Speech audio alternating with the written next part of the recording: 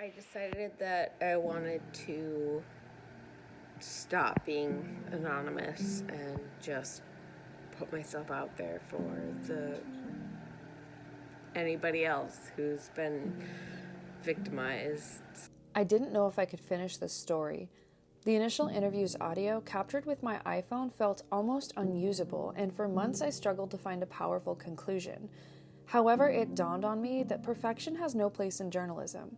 Trauma isn't always about tearful retellings. Both Fran and Rick have taught me that it can include laughter, casual remarks, and throwing shade. Healing involves being understood and finding humor in shared experiences. I had mistakenly assumed all survivors pursue justice in the same way, disregarding the diverse ways individuals cope with trauma. Rather than narrating for Rick, I'd like you to hear her story directly from the raw footage. I think you're just mad because No, I'm allowed to be mad. I was just trying to show you.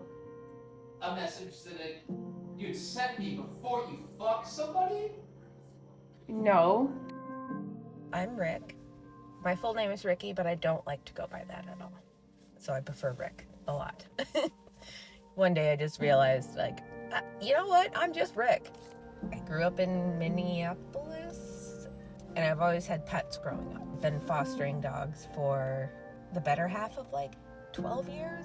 Wanted to be a safe space for creatures that do not deserve to be hurt the way that they are, and it moves me and it breaks me to tears sometimes. People are so fucking cruel. Dogs are supposed to be man's best friend. I don't know, the best part of my day is coming home and seeing my dogs. So I met Bobby via Tinder. So first meeting, he seems like a great guy. He seems really funny. We seem to have the same interests. So he just kind of latched on to me, and I kind of latched on back. But I was very clear that I didn't want to be dating anybody because I just got over a long-term relationship. I ended up getting him a job at Downtown Dogs. So not only were we together almost constantly, we were now co-workers. He ended up losing that job because he just couldn't be on time. As we became closer, I started to notice little cracks progress onto the sexual relationship, at first consensual. I did my best to try to make it perfectly clear that that's all I wanted. But as we become closer, he becomes more controlling. He ended up telling his parents that I was his girlfriend, which I expressed that I was uncomfortable with. More cracks started to show. He would talk openly about how stupid his ex-girlfriend was. I felt at the time he was just venting. Looking back, it feels like he was more trying to drive a rift if we were to ever meet. Once that kind of started, the anger started too. Chalked it up to too much drinking or whatever, because he was an everyday drinker and he would drink in excess. In that point of my life, I was just doing whatever he was doing. So as it progressed, and we were working at Downtown Dogs, a new character comes into the picture, my current boyfriend. And at the time, we were just friends, non-intimate. We had just decided we enjoy each other's company. That progressed into some feelings, and the more I hung out with Michael, the more jealous Bobby got. He started becoming more aggressive with wanting to just hang out with me and me only. And what are you doing with this person? Are you fucking them? And I'm you don't get to know that. When the first incident, which I would say was when I was pretending to sleep, and I was basically testing the water to see what he would do, because he was obviously rubbing my leg. I was asleep, quote. I was not asleep. I was fully conscious and awake. And then he literally put his hand into my crotch. I was wearing a dress. Stuck his fingers inside of me, two of them, and said mine. And that was very telling, to say the least. I went to text a mutual friend that maybe he should come get him. He's too drunk to drive, and he's becoming, like, his behavior is concerning. I had closed myself off in my room at this point, and Bobby comes storming in and sees that on my phone I'm texting somebody and his name is visible, and he accuses me of, like, talking shit about him. And before I could even, like, say I'm concerned, I'm texting Brandon to see if he can come pick you up, he snatches my phone from my hand and chucks it into my kitchen. Because then it was a mad scramble to get my phone, because I didn't know what he would do. I didn't know if he would try to break it. I didn't know at the time what was going to happen. So I just kind of turtled over my phone, and that's when the blows started. He did attempt to hit me on my back several times, and I just started screaming. I then ran to my room and locked myself in. A couple hours passed, and I hear a very loud bang, like something fell over. So I open up my bedroom door, and he is lying face down with his pants around his ankles, and he is jabbering that he drank like a liter of vodka and took my Xanax, which is fully prescribed to me based on the amount of pills that were on the floor. I was intent to believe that. So at that point, EMS was contacted. So that was like a big thing. He kind of used that as like a way to make me feel bad, I guess. But he was in such a terrible place that he would try to take his own life. Once we spoke with the nurses and his family was there, the nurse disclosed or something that there wasn't any Xanax in his system. So he lied about that and put my dogs at risk by tossing pills all over the floor. And then the night that he raped me, I've pushed that physical act of it out of my head so far so, but I still remember the feeling I felt after it was over. I felt like I was looking at my own body from outside of my own body, and I felt so hurt and so scared, and I just couldn't do anything but just turn around and go to sleep. And then in the next morning, he was acting like everything was fine, and I was like, do you remember last night? You raped me. And that's when I started to completely distance myself from him. He also saw that I was getting closer to Michael.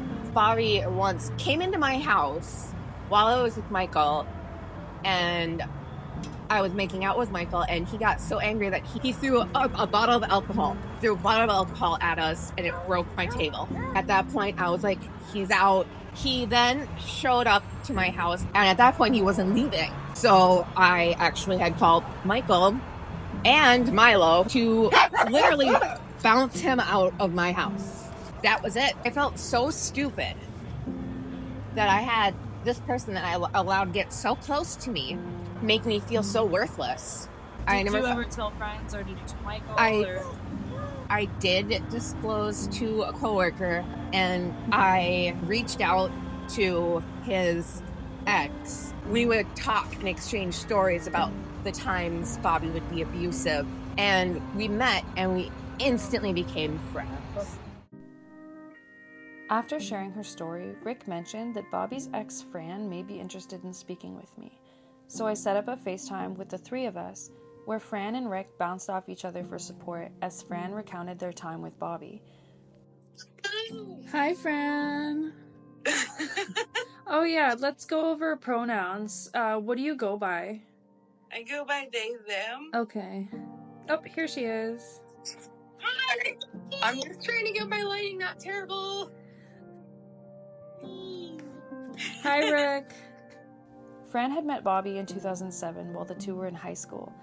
They had always had a soft spot for him, which brought the two close while Fran was attending art school in Kansas City. Yeah, I went to Kansas City in 2011 for art school, and then I withdrew and kind of just into a relationship with him because I decided to get back in contact with him, which was a very dumb idea. As an avid partygoer, Bobby discovered that Fran was running a party house, which he began to frequent. By 2013, the two were in a committed long-distance relationship. Fran recalls that in around 2014, while visiting, Bobby would rape them repeatedly, disregarding their no's to have his way. There were definitely times when he was visiting and I told him, like, no, just hold off. And he was still, like,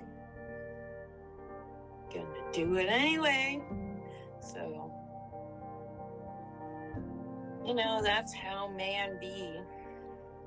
If Fran fought back, he would threaten suicide or bodily harm to gain compliance. Do you have an estimate for how many times like that happened, or was it just kind of like so frequent that it became like a norm? I mean, he did visit pretty often, but I can't say I could put a number on it because I kind of feel like that would be a weird way of judging of me. I'm not sure how to put it. Okay. But yeah. When the assaults happened, like, was he also drinking? Definitely. Do you think that alcohol changes his personality? Like, would you think that he would do anything like while he's sober? I'm pretty sure he would still do the same fucking shit. When he was sober, he would just not be as forward with it. Okay. Try to be more stealthy about it. Yeah, he would be more gross about it. Epilepsy made it difficult for Fran to work. However, this didn't stop Bobby from living rent-free for the majority of their relationship. Abuse continued to escalate between 2016 and 2017 towards the end of their relationship. Fran experienced a seizure at a DeAntwoord concert. I had a seizure. Like, he saw me starting to have a seizure and decided to buy items and then just walk away. I had started having seizures when I was 11 years old, and he knew that. He knew me since high school. Fran came to with Bobby smacking their face and realized the show was over. Fran angrily goes on to recall a sleepover with their best friend. There was one time when I was still in a relationship with him. One of who I thought was my friends came to visit and stayed at my apartment. She stayed in our bed and slept with us. It was her, him, and then me. Awoken by Bobby and this friend having sex right next to them, Fran froze in shock. They described the cheating incident as egregious. Like 2 years she played me as like one of my best friends, and then she came over to my apartment and fucked my boyfriend while I was in the bed with him and act like that was no problem. Nothing happened. Then after she left, I never talked to her again. I deleted her as friends on Facebook. I deleted her as friend on everything I could possibly imagine because, God, I just did not want to look at her stupid fucking face again. It's a stupid fucking face. As we know, these abusive relationships can be complicated to remove oneself from. It was not a shock when Fran said that the two then went on to move to Minneapolis together. This didn't last long, and Fran discovered Bobby had been cheating once more. Tossing his belongings onto the sidewalk and changing the locks to their apartment, for which he was never financially responsible, Fran said goodbye forever. In the beginning of my investigation into Bobby Thursby, I found multiple articles about a Des Moines casino manager whose employees had sued him for sexual misconduct. The Des Moines Register states, "The Register has previously reported that the lawsuit alleges casino general manager Bob Thursby routinely made sexual comments to employees and patrons." Father of our very own Bob Thursby Jr. Unfamiliar with this information, Fran added that Bob Thursby Sr. had made flirty passes at them while in a relationship with his son. I have been trying to contact his mom for years and years and years just to, like, let her know that her son is, I guess, as terrible as his dad. So that's fucking gross. Yeah. But I mean, it's bad that I'm laughing, but also he deserves it. He was always like a fucking creepy jerk to me too. Even when he knew that I was literally with his son, he was always kind of hitting on me, which was really creepy. what is it that you want to see happen with like talking to me or like this project, and like what's the ultimate goal or like the outcome that you want to see from this? I think honestly the ultimate goal would be to be like at least having his family see that it has generationally gone on. I've met his mom.